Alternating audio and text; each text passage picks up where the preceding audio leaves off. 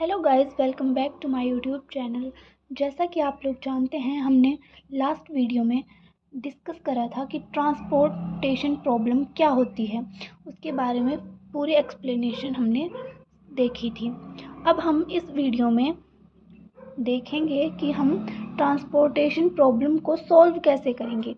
तो मैंने बताया था कि ट्रांसपोर्टेशन प्रॉब्लम को सॉल्व करने के दो मेथड हैं।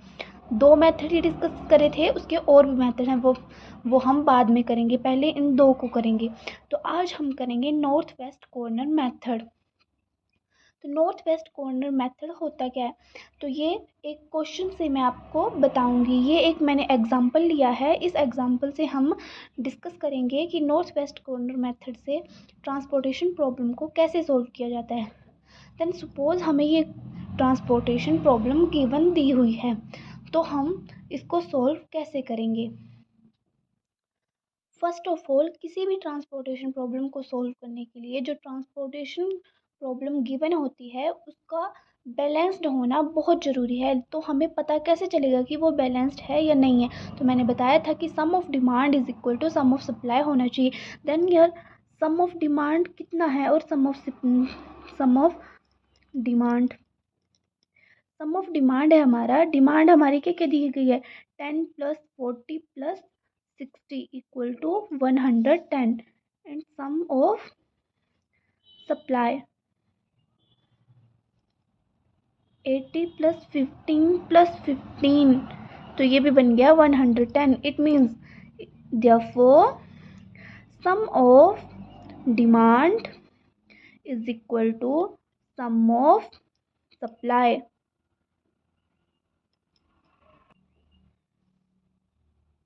So the transportation problem is balanced।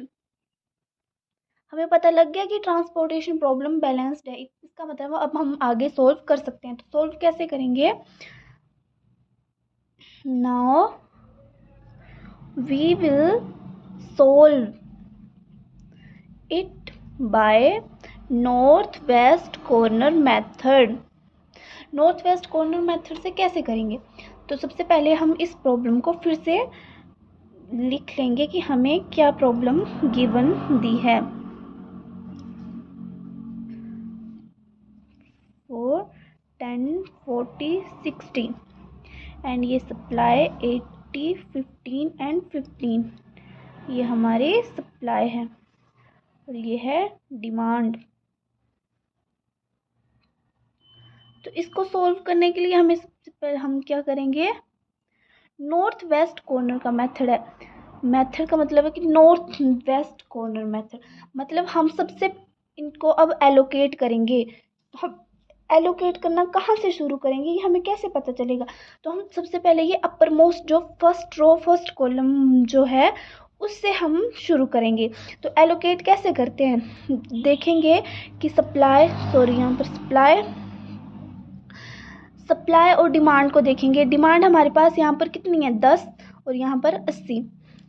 तो फिर इसको कैसे करेंगे, बड़ा मतलब इसमें इस तरीके से एलोकेट करेंगे कि सप्लाई और डिमांड दोनों सेटिस्फाई करें। अगर हम यहाँ पर 80 एलोकेट कर देंगे देन वो डिमांड को सेटिस्फाई नहीं करेंगे, लेकिन अगर हम यहाँ पर 10 एलोकेट करेंगे देन डिमांड को भी सेटिस्फाई कर रहा है और सप्लाई को सेटिस्फाई कर रहा है। मतलब कि 80 में से अगर 10 हमने यूज़ कर लिए देन यहाँ पर 70 बच रहे हैं, है ना। और डिमांड हमारी पूरी कंप्लीट हो गई, तो जो साइड हमारी कंप्लीट हो गई उस वाली साइड को हम छोड़ देंगे। और अब हम क्या करेंगे, यहाँ से हॉरिजॉन्टल आगे वाली, अब इस वाले बॉक्स से हम एलोकेट करेंगे। अगर हमारी सप्लाई कंप्लीट हो गई होती तो हमने डिमांड वाली साइड को नीचे को वर्टिकल साइड में आगे वाली एलोकेशन देनी थी।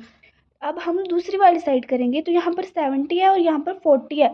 देन यहाँ पर अगेन 40, बिकॉज 40 छोटा है और 70 बड़ा है, तो यहाँ पर फिर से कितना बच रहा है, 30। तो यहाँ पर 40 हमने दे दिया, इसका मतलब डिमांड फिर से पूरी कंप्लीट हो गई। अब फिर से हम आगे को ही चलेंगे, तो आगे को चलेंगे तो फिर क्या है, सप्लाई 30 एंड डिमांड 60 है, तो हम यहाँ पर 30 एलोकेट करेंगे। 30 एलोकेट करेंगे, इसका मतलब ये पूरी सप्लाई हो गई। अब हम आगे क्या करेंगे, इसके अब हो गया। अब हम वर्टिकल चलेंगे क्योंकि हमारा हॉरिजॉन्टल आगे को वैसे बुक नहीं है और सप्लाई हमारी कंप्लीट हो गई है, तो हम वर्टिकल चलेंगे। वर्टिकल चलेंगे तो नीचे कितना है, यहाँ से हमने 30 यूज़ कर लिया, यहाँ पर 30 लेफ्ट रहा। फिर उसके बाद यहाँ पर हम कितना एलोकेट करेंगे, 15, बिकॉज 15 यहाँ पर सप्लाई है और 30 डिमांड है, तो 15 स्मॉल है और 30 बड़ा है। तो ये हमारे सप्लाई कंप्लीट हो गई। फिर से हम नीचे को वर्टिकल चलेंगे, फिर से यहाँ पर 15 आएगा, तो ये फिर से कितना हो गया, ये हमारी पूरी एलोकेशंस आ गई, यहाँ पर हमारी एलोकेशंस ख़त्म हो गई।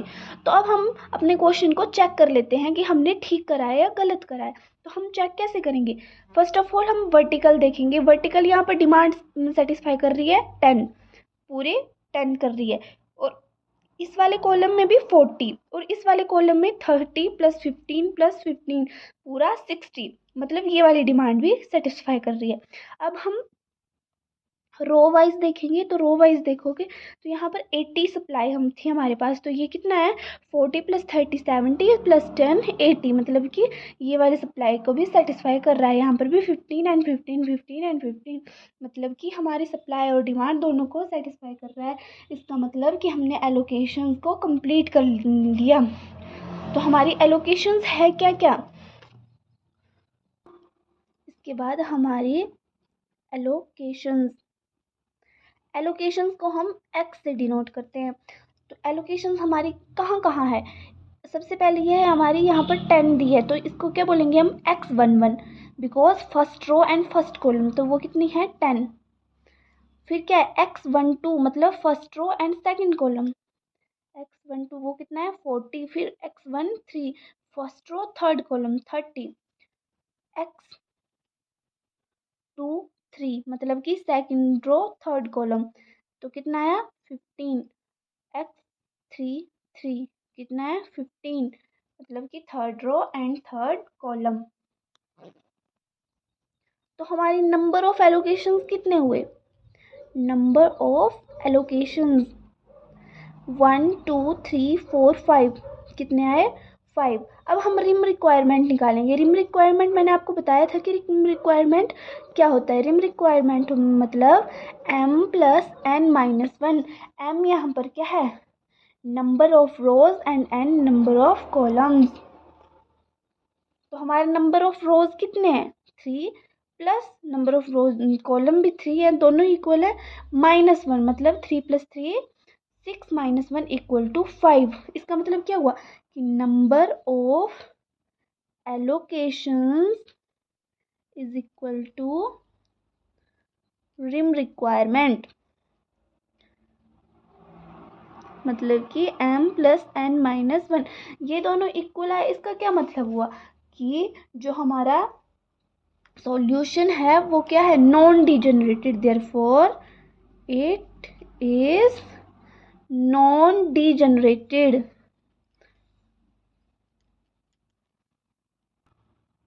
अगर number of allocations not equal to m + n - 1 आता तो क्या होना था, ये डिजेनरेटेड होना था, लेकिन इक्वल्स आए हैं, इसका मतलब ये नॉन डिजेनरेटेड है। अब हमने क्या निकालना है, टोटल कॉस्ट, यही वो हम मिनिमम कॉस्ट निकालते हैं इसको सॉल्व करके। तो कॉस्ट कैसे निकालते हैं, कॉस्ट निकालते हैं जो हमारी एलोकेशंस दी होती है उसको हम कॉस्ट से मल्टीप्लाई करेंगे। जैसे कि यहाँ पर हमने फर्स्ट रो फर्स्ट कॉलम में एलोकेट करा था 10, तो यहाँ पर कॉस्ट कितनी गिवन थी 3, मतलब इन दोनों को हम मल्टीप्लाई करेंगे, वैसे इन दोनों को मल्टीप्लाई करेंगे, इन दोनों को मल्टीप्लाई करेंगे और सभी को ऐड कर देंगे। तो दैट मीन्स 3 × 10 + 2 × 40 + 1 × 30 + 9 × 15 + 4 × 15, तो ये कितना कितना बना 30 + 80 + 30 + 135 + 60, इन सभी को प्लस करके क्या आएगा 335। ये आ गई हमारी कॉस्ट, मिनिमम कॉस्ट। तो इस मेथड से आज हमने क्या देखा कि कैसे हम ट्रांसपोर्टेशन प्रॉब्लम को सॉल्व करते हैं। ये हमें ट्रांसपोर्टेशन प्रॉब्लम दी गई थी, इसमें से हमें कॉस्ट निकालनी होती है कि जो मिनिमम कॉस्ट क्या हो सकती है।